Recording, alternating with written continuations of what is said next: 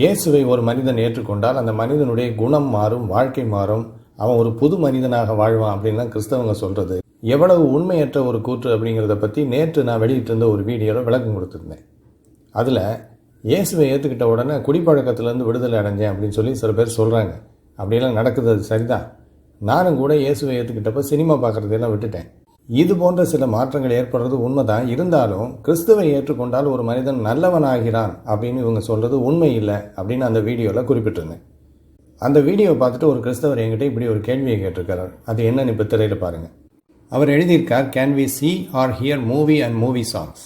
Cinema பார்க்கலாமா, cinema பாடல்கள் கேட்கலாமா அப்படின்னு கேட்குறார். அதாவது கிறிஸ்தவர்கள். இதுக்கு நான் கொடுத்த பதில் என்னென்னா, பைபிள் படி சினிமா பார்க்குறது பாவம். ஆனால் பைபிள் ஒரு நடைமுறைக்கு ஒவ்வாத ஒரு புத்தகம் அப்படிங்கிறது பல கிறிஸ்தவங்களுக்கு தெரியும். அதனால் பைபிள் என்ன சொல்லுது அப்படிங்கிறத பற்றியெல்லாம் அவங்க கவலைப்படாமல் சினிமா பார்த்து மகிழ்ச்சியாக இருக்கிறாங்க அப்படின்னு சொல்லி நான் எழுதியிருந்தேன். According to the Bible, watching cinema is a sin, but many Christians know that the Bible is an out-of-date book, so they ignore it and enjoy watching movies. இப்படி நான் எழுதுனதை பார்த்துட்டு வேற ஒரு கிறிஸ்தவர் என்ன கேள்வி கேட்டிருக்கிறாருன்னு பாருங்க. இப்போ அவர் கேட்கிறார், you are writing in comment section that according to the Bible cinema is a sin. Where there was cinema 2000 years ago and where in the Bible does it say cinema is a sin?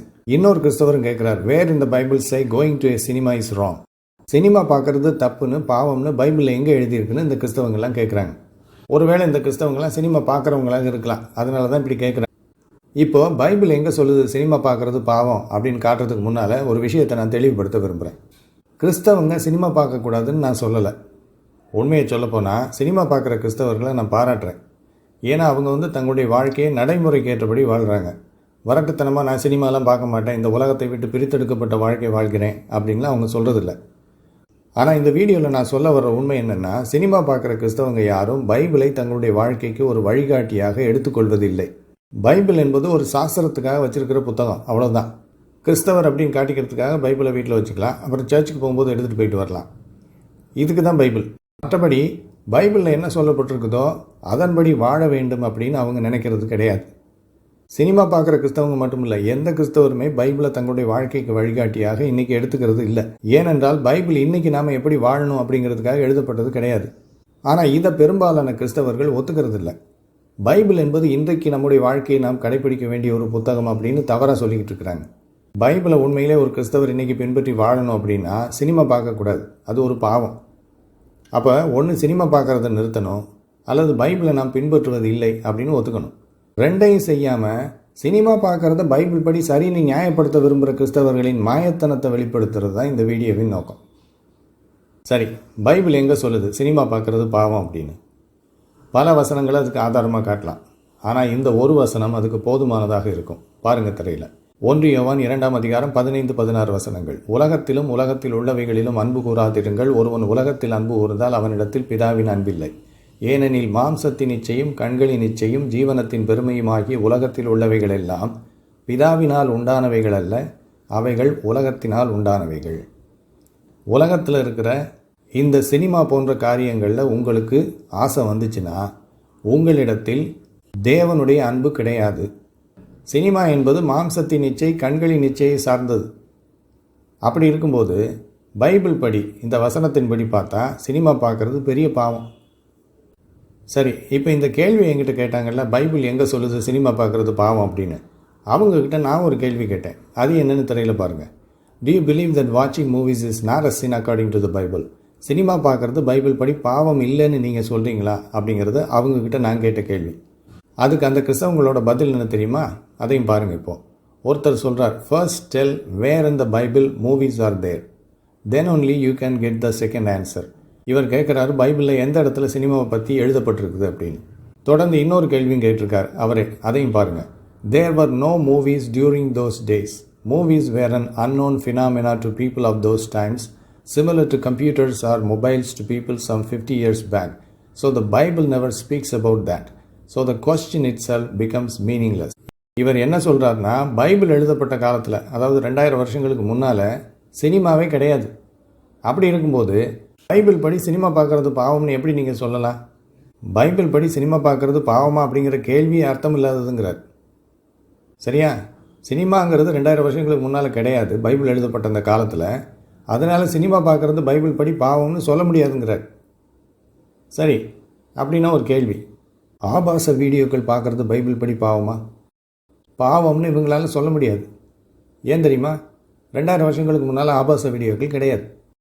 2000 வருஷங்களுக்கு முன்னால் cinema கிடையாது. அதனால் Bible படி cinema பார்க்குறது பாவம்னு சொல்ல முடியாது அப்படின்னா, பிறகு 2000 வருஷங்களுக்கு முன்னால் ஆபாச வீடியோக்களும் கிடையாதே. அப்புறம் எப்படி அதை மட்டும் பைபிள் படி பாவம்னு கிறிஸ்தவங்க சொல்லிக்கிட்டு இருக்கிறாங்க? அதுவும் பைபிள் படி பாவம்னு சொல்ல முடியாது இல்லையா? அப்போது இவங்க சொல்கிற சாக்கு போக்கெல்லாம் எவ்வளோ அபத்தமாக இருக்குது பாருங்கள். இவங்களுக்கு சினிமா பார்க்கணும், பார்த்துட்டு போட்டோம், வேணான்னு சொல்லலை. ஆனால் சினிமா பார்த்துக்கிட்டே நான் பைபிள் படி வாழ்கிறேன் அப்படின்னு வேஷம் போடுறதுக்கு விரும்புகிறாங்க. அதனால தான் பைபிளில் எங்கே சொல்லப்பட்டிருக்குது சினிமா பார்க்குறது பாவம், பைபிள் எழுதப்பட்ட காலத்தில் சினிமாங்கிற கான்செப்டே கிடையாதே அப்படின்லாம் சொல்லி சமாளிக்க பார்க்குறாங்க. இப்போ நான் மட்டும் இல்லை, எத்தனையோ கிறிஸ்தவ போதகர்கள் சினிமா பார்க்குறது பைபிள் படி பாவம்னு வீடியோக்கள்லாம் வெளியிட்டிருக்கிறாங்க.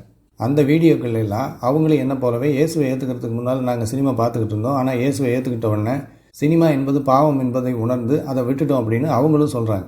அதுவும் குறிப்பாக சினிமா என்பது ஒரு கேடு அப்படின்லாம் பேசுகிறாங்க.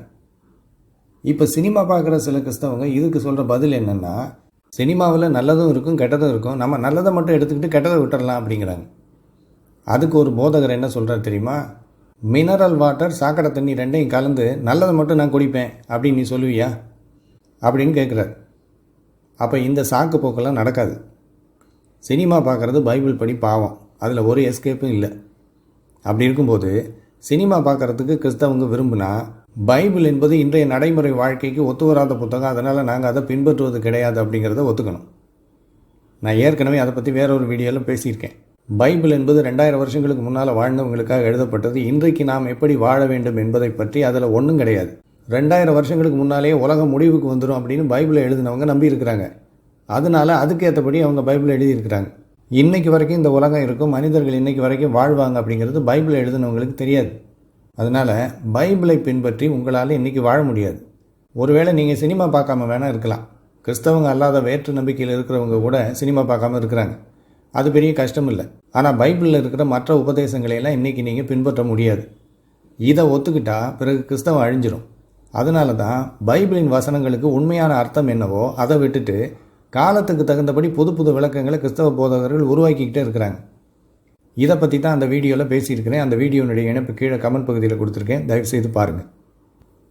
சரியா? அப்போ சினிமா பார்க்க விரும்புனா ஒன்று பைபிள் என்பது இன்றைய நடைமுறை வாழ்க்கைக்கு ஒத்து வராத புத்தகம், நாங்கள் அதை பின்பற்றுவது இல்லை அப்படிங்கிறத ஒத்துக்கணும். இல்லை பைபிள் இன்றைக்கும் நாம் பின்பற்ற வேண்டிய ஒரு நூல் அப்படின்னு நீங்கள் சொன்னால் பிறகு அதில் உள்ள அத்தனை நடைமுறைக்கு ஒத்து வராத அபத்தமான உபதேசங்களையும் நீங்கள் பின்பற்றணும். இன்றைய உலகத்தின் நடைமுறைக்கு ஏற்றபடி வாழ்ந்துக்கிட்டு பைபிள் என்பது இன்றைக்கும் நாங்கள் பின்பற்ற வேண்டிய ஒரு புத்தகம், அதை நாங்கள் பின்பற்றுகிறோம் அப்படின்னு ரெட்டை வேடம் போடக்கூடாது. சினிமா பாருங்கள், தப்பு இல்லை. ஆனால் சினிமா பார்க்குறது பைபிள் படி கரெக்ட் அப்படின்னு மட்டும் நிரூபிக்கிறதுக்கு முயற்சி பண்ணாதீங்க. அது நடக்காத காரியம்.